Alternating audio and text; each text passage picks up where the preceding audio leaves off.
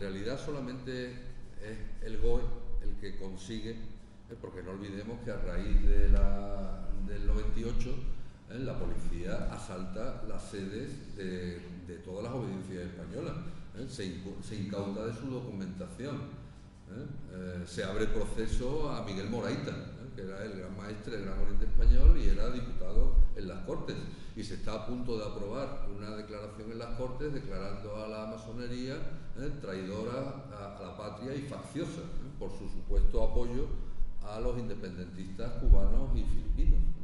Hay unos años, en torno al 98 hasta 1901, 1902, en que la masonería que existe o que subsiste es una masonería sin conexión entre sí y sin dependencia real del Gran Oriente Español, que es que no existe, que es que está prohibido. A partir de 1901 sí se impulsa de nuevo el Gran Oriente Español, el Moraita, el que comienza, pero bueno, todavía hasta 1923 la masonería española, que está casi circunscrita a lo que es la masonería dependiente del GOE, es una masonería que tiene mucha más influencia y más peso en América que en España. Si uno consulta el boletín del Gran Oriente Español, verá que la mayor parte de la información que aparece en ella, tanto documentos, acuerdos, fundación de nuevas logias, ingreso de nuevos miembros, nuevas directivas de los talleres, etcétera, se refiere a logias que dependían del Gran Oriente Español, pero que estaban radicadas mayoritariamente en Cuba, en Filipinas, en Salónica, en los Estados Unidos, porque, y esto es un hecho muy curioso, buena parte de la masonería americana, a pesar que desde comienzos del siglo XIX la mayor parte del antiguo territorio que habían formado los virreinatos españoles se emancipan y se convierten en estados independientes, esas masonerías siguieron vinculadas a la masonería española, sobre todo posiblemente por el tema de la regularidad. Había cientos de logias que dependían del Gran Oriente Español, pero en Cuba, en México, en Argentina, la Gran Logia de Filadelfia, en Filipinas, en Salónica. Bien, esa relación se mantuvo nada menos que hasta los años 20 del siglo XX, hasta que se crea la AMI, la Asociación Masónica Internacional, y por presión de los masones de Estados Unidos, que no querían, por supuesto, que lo que querían era suplantar, la AMI determina que esa masonería hispanoamericana, filipina, etcétera, pase a rompa, no dependa ya del Gran Oriente Español. Pero sin embargo es un dato muy interesante, porque posiblemente eso nos ayudaría a entender el papel que los masones hispanoamericanos de México o de Cuba o de Argentina desempeñaron en la ayuda a los republicanos exiliados españoles a partir del 39, parte de los cuales eran miembros de la orden, porque estamos hablando de masones que habían pertenecido a la misma federación y a la misma obediencia prácticamente hasta hace una década, y que fue solamente por imposición de la masonería norteamericana la que rompe esa relación. Pero bueno, hasta 1923 la mayor parte de la información que aparece en el boletín del Gran Oriente Español, que es prácticamente, junto con la catalano-balear, las únicas dos obediencias que existen en España, regulares, es casi toda de masonería e información sobre cosas relacionadas con las logias de no sé qué de Buenos Aires, las logias de no sé qué de los valles de México, las logias de no sé qué. No es hasta 1917 o así cuando comienza realmente un leve resurgimiento de la masonería propiamente en España, y sobre todo a partir de los años de la dictadura. Una dictadura que, curiosamente, vamos a ver, no es que tolerase a la masonería, no es que la legalizase ni ilegalizase, sino que dejó al arbitrio de cada gobernador civil el que se entendiera con los masones.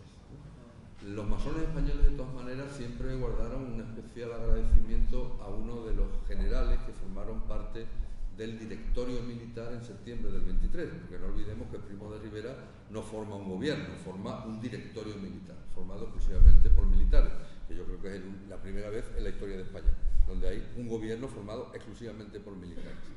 Uno de los generales que formaron parte de ese directorio, el general Nubilas, por lo visto, no sé, no he leído ni he visto nunca nada que explica, pero los masones españoles siempre le guardaron al general Nubilas un gran agradecimiento, porque según ellos fueron los que permitieron el que la dictadura semitolerase a la asistencia de la masonería, mientras que no permitió otro tipo de organizaciones. Pero es que Primo de Rivera lo que decidió en esta cuestión es que cada gobernador civil se entendiese con el tema de los masones, lo cual explica que en algunas provincias el desenvolvimiento de las logias tuviera o chocara en ocasiones con problemas y en otras se desarrollase sin ninguno. Eso es lo que explica que en el año 26, en Madrid por lo visto, tenían siempre en el cuello al gobernador civil y a los agentes y decidieron, bueno, pues vamos a trasladar la sede del GOE de Madrid a Sevilla, donde parece que hay menos problemas para que puedan actuar libremente las logias. Pero no entiendo muy bien el porqué, pero es verdad que hay documentos en donde el Gran Consejo agradece a este general, y también hay que tener en cuenta que Primo de Rivera era un hombre muy sensible a lo que se pudiera pensar fuera de lo que estaba pasando en España. Primo de Rivera es un hombre que, bueno, a lo que aspira es a impulsar un poco la recuperación del país, lo cual hace que acabe apoyando a dos acontecimientos que para él podían significar los escaparates de lo que era la Nueva España ante el exterior. Uno fue la Exposición Iberoamericana de Sevilla y otro la Exposición Internacional de Barcelona, las dos inauguradas en el año 29. Pero Primo de Rivera siempre fue muy sensible a que se pudiera considerar su régimen como un régimen similar al que se había establecido en Italia, una dictadura tal, y sabía que la masonería tenía bastante buen nombre fuera de España, por tanto no iba a ser él el que iba a poner en marcha una cosa que perjudicase la imagen o que suscitara comentarios negativos sobre su régimen fuera de España. Esto es lo que permitió que las logias crecieran, convirtiéndose en lo que posiblemente han sido siempre en la historia de España: cuarteles de invierno, lugares de refugio de lo que Martínez Barrio llamaba los espíritus liberales y progresivos, donde se podían reunir personas de una ideología progresista con independencia de que militaran en posiciones políticas en los años de la dictadura. Pues básicamente en las logias. Y esto es que hace posible el renacimiento, un renacimiento no obstante muy moderado, ¿no? Piensen que estamos hablando de una masonería que en vísperas de la Segunda República agrupa a un centenar de logias en toda España y a algo menos de 2000 masones, de los cuales la mitad radicaban en Andalucía. Pero no deja de ser algo muy superior a lo que había existido hasta 1923, que eran, pues, de las 450 logias en números redondos que llegaron a existir en Andalucía a fines del 19, de las casi 200 logias que funcionaron simultáneamente en Andalucía en los últimos 15 años del siglo XIX, tras la crisis filisecular, eso quedó reducido a: en Huelva desapareció la masonería, no vuelve a fundarse hasta 1923, cuando un grupo de masones onubenses formados en Isis y Osiris crean una logia en Huelva. En Huelva desapareció. En Jaén quedó una logia, en la capital, la logia Lealtad, de las 60 que había existido a finales del 19. En Cádiz quedaron 2 o 3 talleres, uno en Ubrique, la logia América, otro en Cádiz capital, España Democrática, un triángulo en Jerez, el Pelícano. En Sevilla quedó la logia Fe, en Granada prácticamente no quedó nada, en Málaga la logia Virtud, en Almería nada, no se vuelve también a crear hasta casi comienzos de los años 20, es decir, de casi 450 logias a fines del 19, pues quedaron reducidas a media docena. Y estamos hablando de lo que había sido desde sus orígenes el principal foco masónico de toda España. Imagínense lo que tuvo que quedar de masonería en el País Vasco, en Castilla y León, en Galicia, etcétera, etcétera. Una masonería que en realidad cuando comienza a remontar el vuelo es a partir del 23 y lo va a hacer desde Andalucía. Bueno, en primer lugar, felicitarle por la charla, pero yo sí que me quedo con ganas quizás de saber un poco lo que es la masonería, cómo se organiza, de qué se habla en las juntas cuando se reúnen, ingresos, o sea, quizás un poco más lo esencial de la masonería, dejando un poco de lado a Martínez Barros. Bueno, muy brevemente, la masonería es una institución que surge en el siglo XVIII como un lugar de encuentro, ¿no?, de personas que comparten una serie de ideas, hoy las llamaríamos liberales, progresistas, filantrópicas, una institución que defiende ideas de tolerancia, de progreso, una institución que comienza a organizarse en lo que se llaman logias. Logias es un grupo de personas que pertenecen a la institución que a su vez se articulan en lo que se llaman federaciones u obediencias, u orientes. Es decir, habría una organización de la cual dependen esas logias. Hay otro tipo de organismos masónicos, ¿no? Los triángulos, ¿no? Se llaman así porque para que existan tiene que haber por lo menos 3 miembros, con el grado de maestro. Estas logias, pues normalmente a lo que se han dedicado en la mayor parte de los países del mundo, pues es a lo que hoy llamaríamos cuestiones de carácter filantrópico, ¿no?, y filosófico. Los masones aspiran a perfeccionarse espiritualmente, y a apoyar pues labores que hoy llamaríamos de tipo caritativo. La masonería pues ha fundado hospitales, ha fundado universidades, ese tipo de cosas.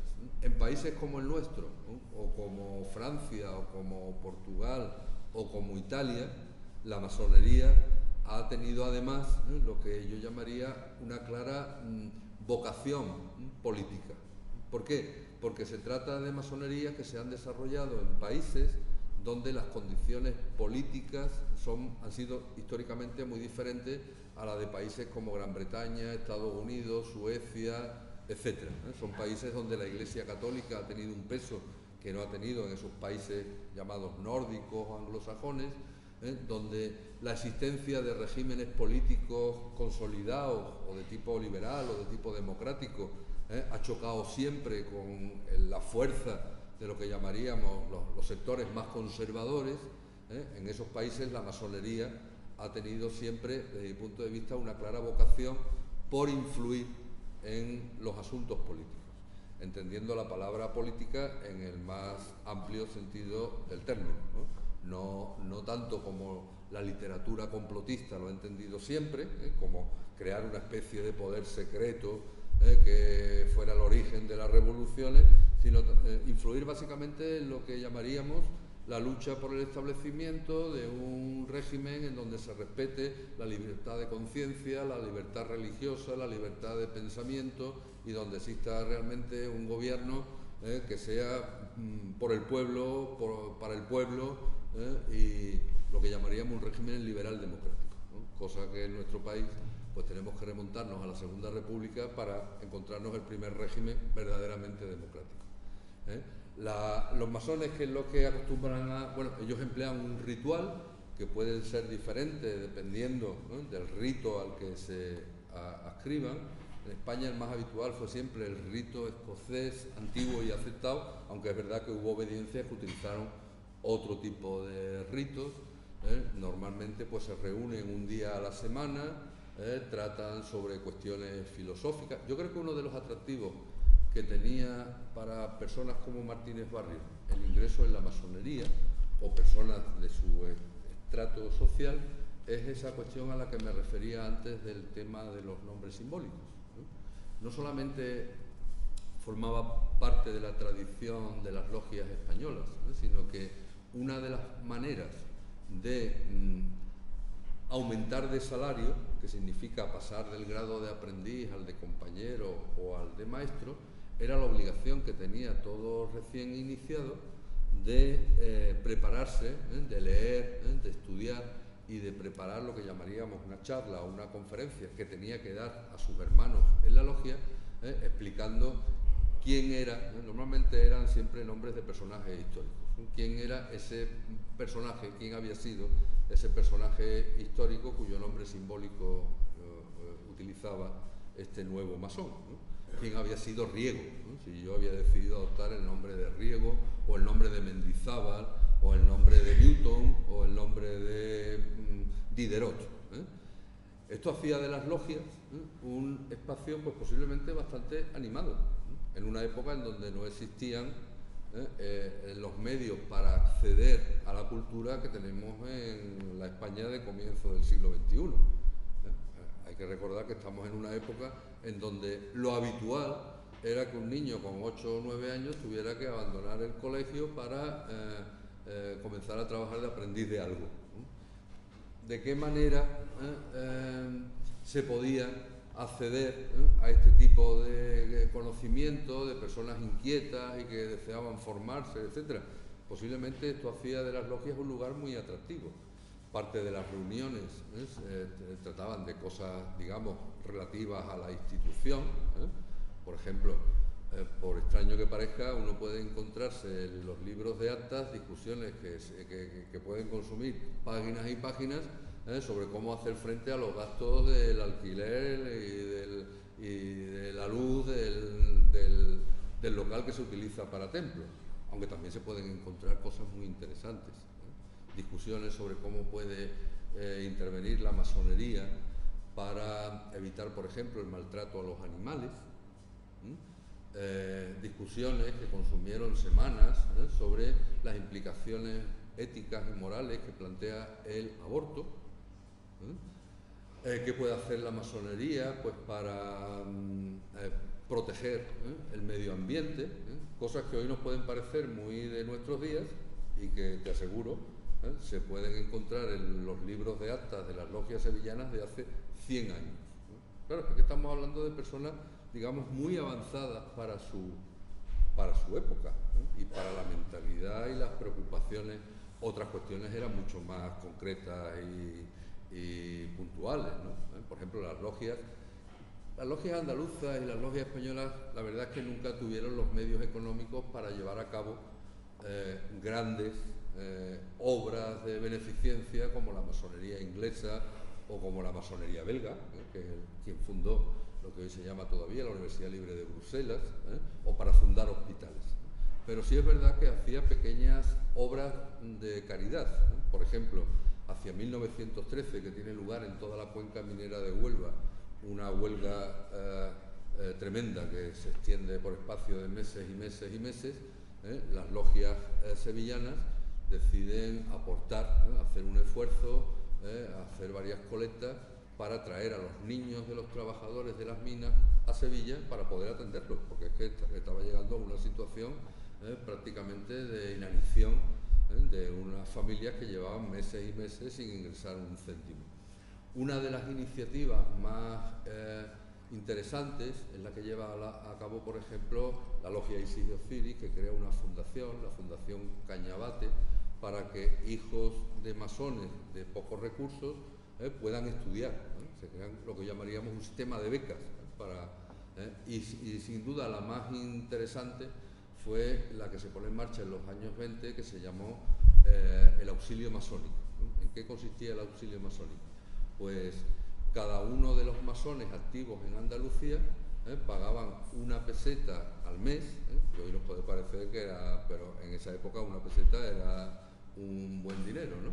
Pagaban una peseta al mes para que cuando fallecía algún masón, miembro de alguno de los talleres andaluces, se recogía ese dinero, que solía rondar pues en torno a las 1000 pesetas o así, para entregárselo a su viuda, para lo que llamaríamos los gastos que suponía el fallecimiento del cabeza de familia. 1000 pesetas hoy nos puede parecer poca cosa, pero ¿sabes cuánto costaba una casa de un trabajador en cualquier pueblo de Andalucía en estos años? En torno a las 400, 500 pesetas. Luego, era un capital importante que cumplía además uno de los objetivos que están, digamos, en la fundación de la masonería, cuyo origen son los antiguos gremios, que ya sabemos no eran solamente un sistema de transmisión del conocimiento o del oficio, sino era también un sistema para la época de protección social. De ahí que se les llamase a veces a los masones los hijos de la viuda. Después de cada reunión, de cada tenida, se pasa lo que llaman el tronco de beneficencia, que era como en las misas cuando se pasa el cepillo. Pequeñas obras de caridad. Es verdad que en España nunca es especialmente importante, porque los recursos económicos de la masonería en España fueron siempre... Porque la masonería en España, como en general en la mayoría de los países a los que antes he hecho mención, Portugal, Italia, Francia, es una masonería de baja clase media, incluso de trabajadores. Nada que ver con la masonería británica, donde hay clase media para arriba. Es decir, son personas que tienen escasos recursos, lo cual es un reflejo también de la sociedad en la que nos movemos. ¿Más cosas? Sí. Entonces, actualmente es un lugar de reunión. Eso mejor te lo dirá Ascensión. Vale. Sí. Entonces, actualmente es un lugar de reunión que se tratan temas no de filosofía, sino problemas sociales, que o sea, cada uno dice sus opiniones, ¿no? Sí, tenemos un lugar de reunión. Nuestra logia tiene uno, pero hay más logias en Sevilla, hay varias. Y lo que tenía más interés, que es de qué hablamos, pues en realidad se suele hablar de muchísimas cosas, de temas filosóficos o de temas sociales. No hablamos ni de política ni de religión, hablando desde el punto de vista de política partidaria o de religión de iglesias, sino que siempre tratamos esos temas desde un punto de vista ético, y sobre todo porque esos temas crean muchos enfrentamientos, dado que las logias se conforman son muy diversas y puede haber personas de distintos partidos y de distintas religiones.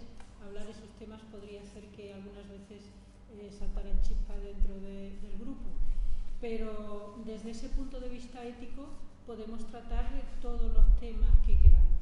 Entonces hay temas que cuando una persona entra, según ha dicho Leandro, que entran en los grados de aprendiz, compañero y maestro, tiene que hacer unos temas que son propios, digamos, de la instrucción o del conocimiento, de adquirir el conocimiento de ese grado, y luego cualquier miembro puede presentar, siempre son trabajos por escrito, pueden presentar un trabajo escrito sobre una reflexión sobre cualquier tema